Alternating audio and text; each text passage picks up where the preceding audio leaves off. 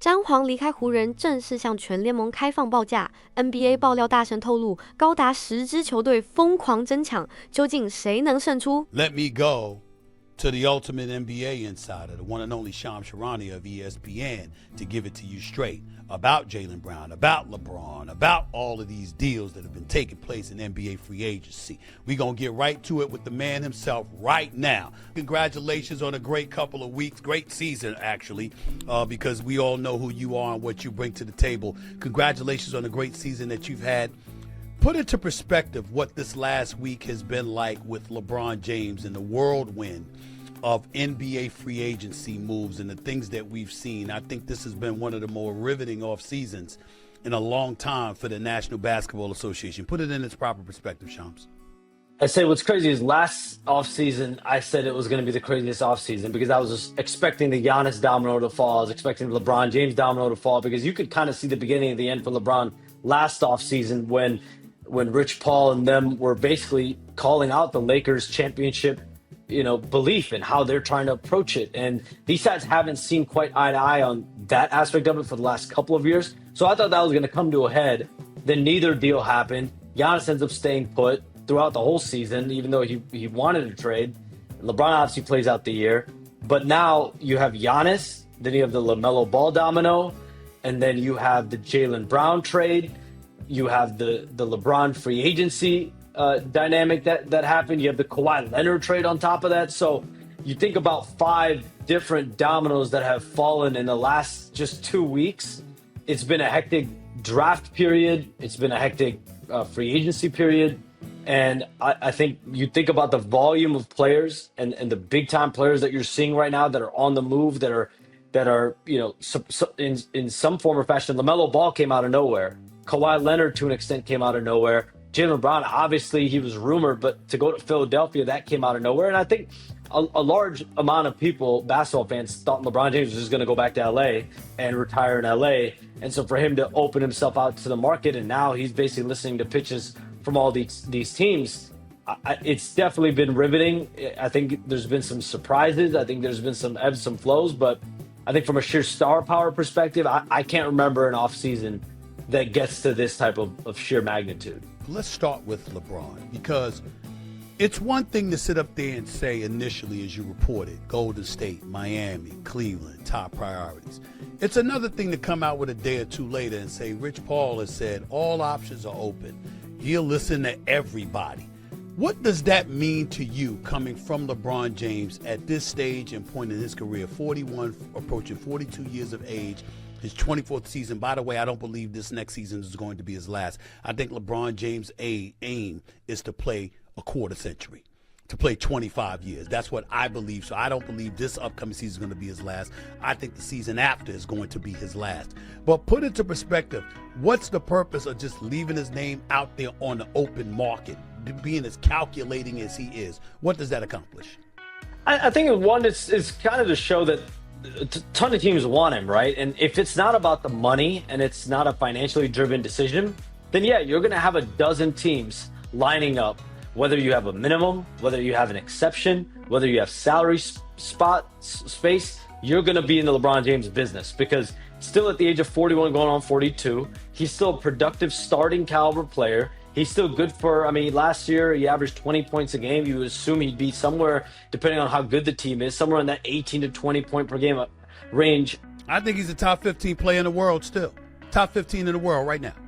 He's still good and he's so smart. And so I think you put all those factors together, and I think a part of it is just like, yeah, this is the guy that's still wanted, right? So when I look at Rich Paul went on his podcast, gave a list of, I think, 10 teams. And I 100% believe all 10 of those teams have a standing offer for LeBron James. Now, I think you have to whittle that down, though. And I do, when I talk to teams around the league, when I do my research, the teams that continue to come up are Cleveland, Miami, Philadelphia after they got the Jaylen Brown. Like, Philadelphia was not in the picture. And I think that's why this is somewhat a true free agency for LeBron James, because he didn't go into it with a calculation in mind, a plan in place. Because, you leave the Lakers, you don't necessarily know what your value is. There's not like a guaranteed max that he's walking into. There's not a guaranteed $20-30 million salary slot that you're walking into. So you have to be open-minded. So when the Sixers got Jaylen Brown, I did some research and I found out within 24 hours, like, he's taking their pitch really seriously. And so I look at it when I talk to teams now as kind of a hierarchy of Cleveland, Miami, Philadelphia, and then I think there's some teams on the periphery.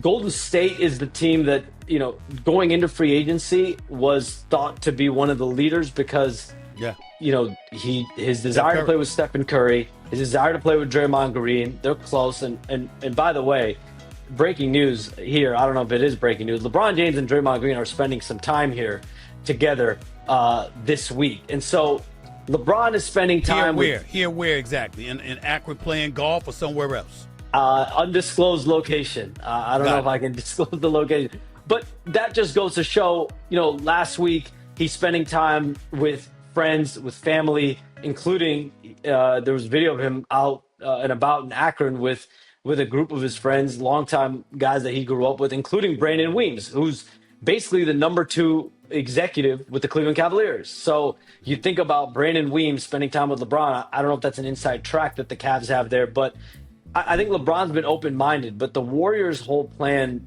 going into free agency was, okay, let's see if we can get Stephen Curry, Draymond Green, LeBron James, and Anthony Davis. And I think the big draw for LeBron James with the Warriors would be, let's see if there's an avenue to be a package deal to the Warriors. And so short of that, like, I don't think the Warriors are up on that list. Okay. I think the Warriors believe they're not up on that list unless they're able to go package for an Anthony Davis. They want LeBron James. There's no secret about it. Just like the Heat do, just like the Minnesota Timberwolves would love LeBron James.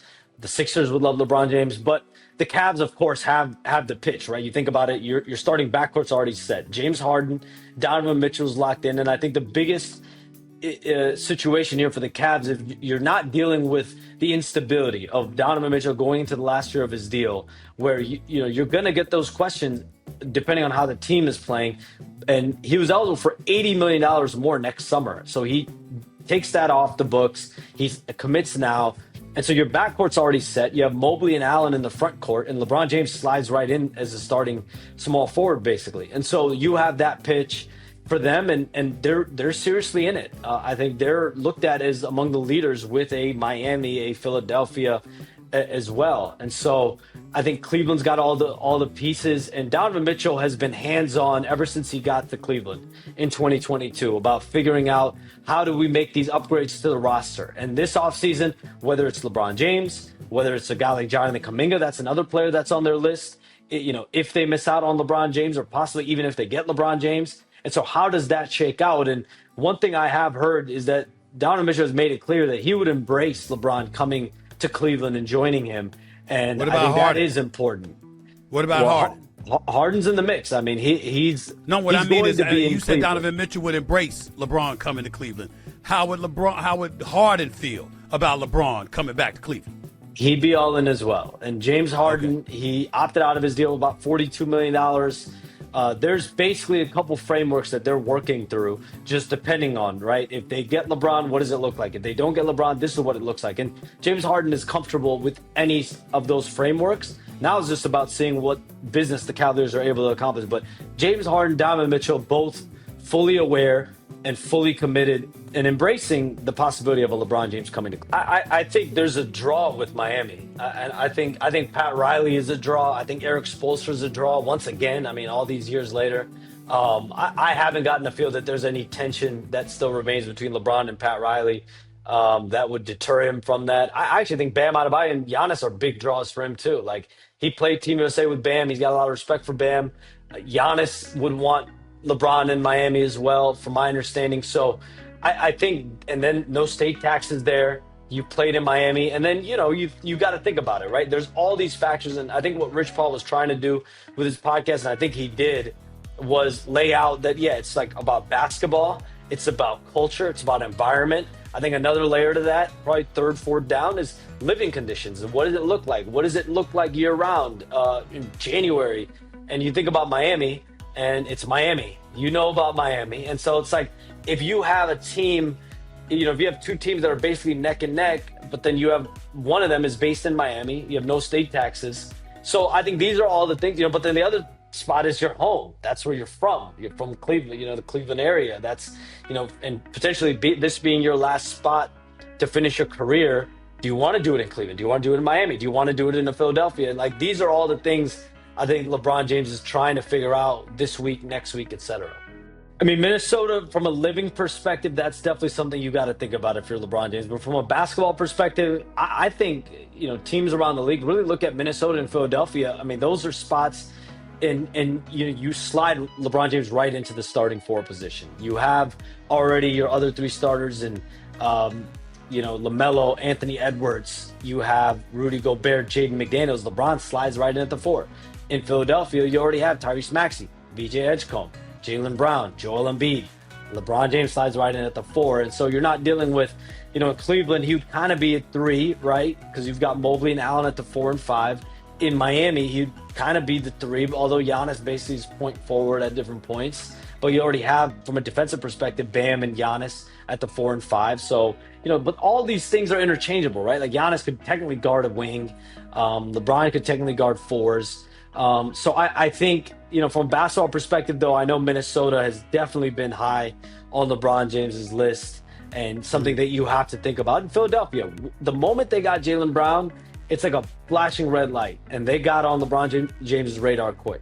骑士、热火与七六人强势领跑，詹皇可转型4号位，并退居球队第3号人物，卸下主攻重担。他绝对是夺冠最完美的领袖拼图。I think everyone involved with all these teams would love to have LeBron on the team, and I do think there's an awareness to it, right? LeBron James is 41 going on 42. To expect him to be at the center of all of your offense and basketball at this stage, you need other people to pick up the slack. You need other people to be the leaders, the dogs on the team, and LeBron is kind of that piece that allows you and helps uplift you.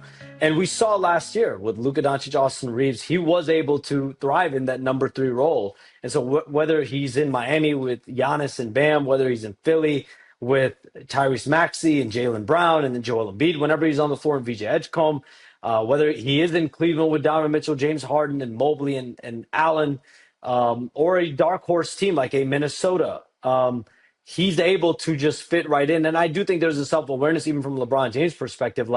I'm 41 going on 42. I don't have to be the number 1 or number 2 guy. I think there's a level of pride also, the fact that he is able to even be the number 3 guy at this age of his career to potentially lead a team far in the playoffs. I don't think anyone necessarily knows. I'm sure LeBron, in his mind, he's seen all the options. He's gotten all the information. He probably has a good idea. People, maybe 1 or 2 people close to him have a good idea. The teams that keep, popping up for me when I talk to teams are Cleveland, Miami, and Philly. And it was Golden State at various points. And it still could, right? LeBron is taking a period of time here that has now allowed the Warriors, if they want to engage the Wizards on an Anthony Davis trade, to bring LeBron and AD as a package deal. They have a window for that, but the price is going to be steep, right? You're looking at Jimmy Butler and a plethora of draft picks. And if you're the Wizards now, you have the leverage in these conversations. And so if you're the Warriors, are you really going to part with multiple first-round picks, multiple swaps, multiple seconds to go get AD and then also get LeBron? Is that worth it? And that's something the Warriors have to sift through. But, Cleveland, Miami, Philly, those teams certainly jump out more and more as I talk to teams.